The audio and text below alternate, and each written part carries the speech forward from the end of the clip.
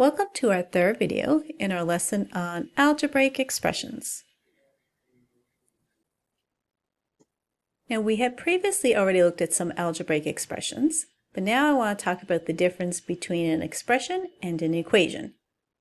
So an expression is a group of numbers and variables and operations, like addition, subtraction, multiplication, division, with no equal sign. So for example, x plus 5 is an expression. 3 times j is an expression. Or even 9 minus 6y. These are all expressions. So how do they differ than an equation?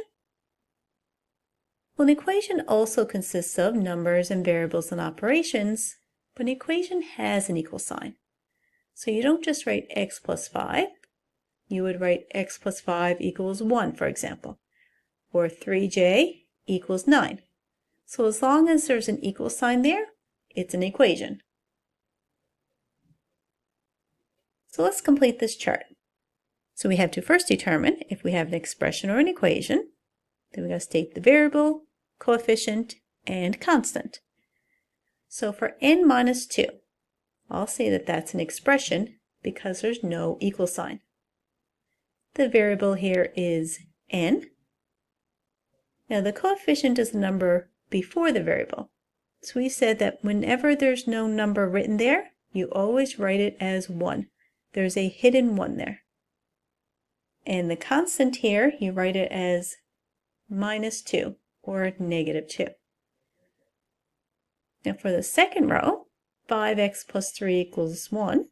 Because there's an equal sign here, I'm going to say that that's an equation. The variable is x. The coefficient is 5. Now we have two constants here. 3 and 1 are both constants because they don't have a variable attached to them. So we can write both of them down. Now for the third row, we have r divided by 4 equals 7. That's going to be an equation again because of the equal sign. R is the variable. Now in terms of the coefficient, at first it looks like there's nothing in front of the r, so it means there's a 1. But this is really 1 over 4. So just note that you can write this as r over 4 or 1 over 4 times r. Now writing it like this certainly makes it clear as to what the coefficient is, but it's often written as r over 4 just to make it a bit more condensed. Now for the constant, we can say that that is 7. Then for 11 plus 2y, we would have this. It's an expression that has a variable of y, coefficient of 2, and a constant of 11. Now I want to look at evaluating expressions. And what that means is we replace the variable with a number, and then we simplify the expression. So for example, say you had an expression a plus 6. We have to evaluate that when a equals 5. So that means we replace the a with a 5. So instead of writing a plus 6, we write 5 plus 6. Now we just simplify that. 5 plus 6 is 11. So let's practice that some more. Evaluate each expression. So in a we have 5k plus 2, and we're told that k equals 3.